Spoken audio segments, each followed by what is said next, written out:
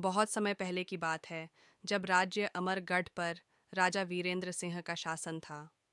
वे न केवल एक महान योद्धा थे, बल्कि अपनी बुद्धिमानी के लिए भी प्रसिद्ध थे। परंतु उनके हृदय में एक अधूरी प्रेम कहानी छिपी थी, जिसके बारे में बहुत कम लोग जानते थे। प्रेम का प्रारंभ एक दिन राजा शिकार पर गए और जंगल में भटक गए। तभी उन्हें एक सुंदर स्त्री दिखाई दी, जो सफ़ेद घोड़े पर सवार थी। उसकी आंखें चंद्रमा जैसी चमकदार थीं और उसके चेहरे पर एक अजीब सा आकर्षण था। उसने राजा से कहा, राजन, यह जंगल आपके लिए सुरक्षित नहीं है, कृपया वापस लौट जाइए। राजा ने पूछा, तुम कौन हो और यहाँ क्या कर रही हो? परंतु वह स्त्री मुस्कुराई और बिना उत्तर दिए जंगल में गायब हो गई। राजा ने उसे रोकने की कोशिश की, लेकिन वह कहीं नहीं मिली। रहस्यमयी मिलन। इसके बाद राजा कई बार उस जंगल में गए, लेकिन वह स्त्री उन्हें दोबारा नहीं मिली। महीनों बाद जब राजा अपने किले में थे, तो रात के समय अचानक वही स्त्री उनके कक्ष में प्रकट हुई। राजन, मैं एक श्रापित आत्मा हूँ, जिसका नाम चंद्रिका है।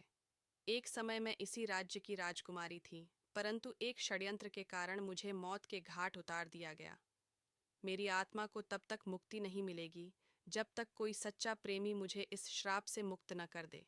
राजा वीरेंद्र सिंह इस प्रेम की डोर में बंधते चले गए। उन्होंने निश्चय किया कि वे किसी भी कीमत पर चंद्रिका को मुक्ति दिलाएंगे। षड्यंत्र और सच्चाई का पर्दाफाश। जैसे जैसे राजा चंद्रिका की कहानी जानने लगे, उन्हें पता चला कि यह षड्यंत्र उनके ही महल के किसी विश्वासपात्र ने रचा था।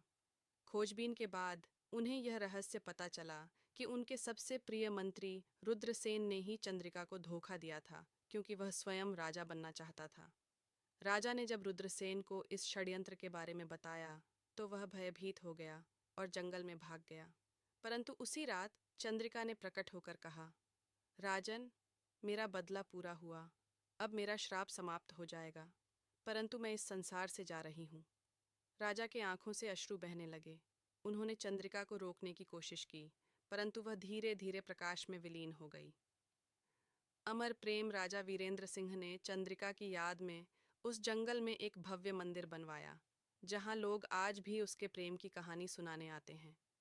कहा जाता है कि पूर्णिमा की रात वहां कोई अदृश्य शक्ति महसूस होती है।